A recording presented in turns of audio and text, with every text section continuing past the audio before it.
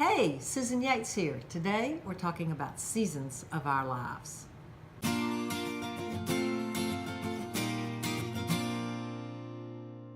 You may know me from my blog, Wisdom for Every Season. I'd like to chat with you today for a few minutes about the concept of seasons because this is something that has really helped me in my life. I learned early on when I was feeling totally overwhelmed with babies that this was a season that wasn't going to last forever. We had 5 children in 7 years, so it was a crazy season.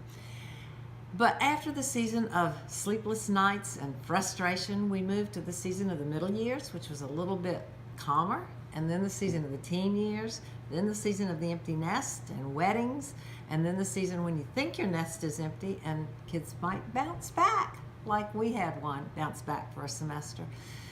But what has been helpful to me is to realize that life comes in terms of seasons. They're not only chronological or biological seasons, but there are also other types of seasons. There's a season of loss, there's a season of waiting, there's a season of transition. And you know what? A funny thing about transitions, we tend to think that stability should be the norm. But the reality is that transition is more of a norm, and stability is the rare occasion. The rare occasion. And it really helps us if we shift our expectations so that they line up in that way rather than waiting for life to calm down, which it never really does. But let's look at different seasons for a moment. That season of parenting young children has challenges, as does every season, but it also has rich blessings. One of the things that I found such a challenge in parenting young children was in the area of frustration.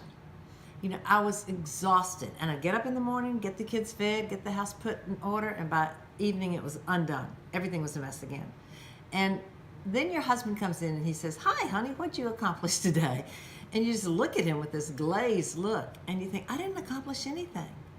And this is particularly difficult if you've gone from an exciting career to staying at home with children.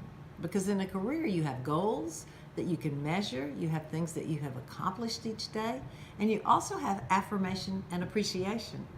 But in a household with little children, you don't have much that you've accomplished, and you don't have a lot of appreciation. I mean, it's a rare 4-year-old that says, "Mommy, I think you're doing a great job raising me." That just doesn't happen.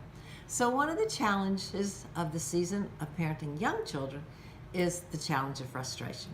But there are a lot of blessings in this season of parenting toddlers because young children say the funniest things. I remember when Libby, one of our twins, saw the ocean for the first time, she looked at it and her eyes just got huge. And she said, "Mommy, it's too full. You need to let some of it out."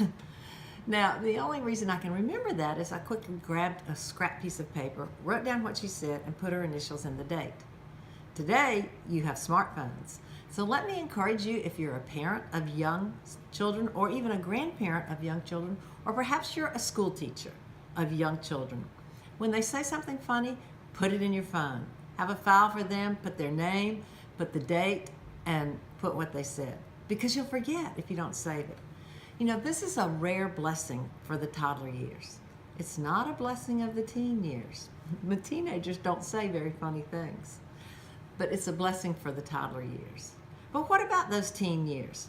Teen years have lots of challenges. How much do you hold on and how much do you let go? That's a significant challenge for the teen years. But I have to tell you in all honesty, I loved the teen years. It was really, perhaps looking back, my favorite season.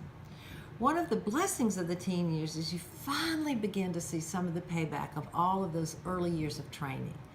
Your 16 or 17-year-old might just say, "Hey, Mom, do you want me to help cook supper? Or can I clear the table? Or do you want me to run an errand?" Now, you might faint, but you begin to see some of the thoughtfulness that you have been putting into your children all these years begin to come to fruition. It takes a long time, but that's a blessing of the teen years. Also, you begin to be able to communicate with your kids adult to adult. Then you have the challenge of the empty nest, perhaps. And one of the challenges of the empty nest is your identity just walked out the door. And this is true whether you work full-time or part-time or stay at home. Because as women, one of our main heartbeats is our kids. So it's a time of asking ourselves again, who am I? And what do you have for me in this season, God? But they're blessings as well. There's time to try new things. There's time to take up new hobbies with your husband, which is really important. And you can be spontaneous. You don't have to be quite so responsible, and that's really fun. The principle that I want to leave you with is this. Every season in life will have unique challenges that are specific to that season, but also tremendous blessings that are unique to that season. And the key here is to articulate the challenges, to be honest about them. We don't just say, oh, everything's great, I'm just praising the Lord. Life can be hard. It's important to articulate the season, but then choose to focus on the blessings. And as you do that, you'll experience God's faithfulness in walking alongside you, whatever season of life you're in today. So thanks for listening, and I look forward to next time.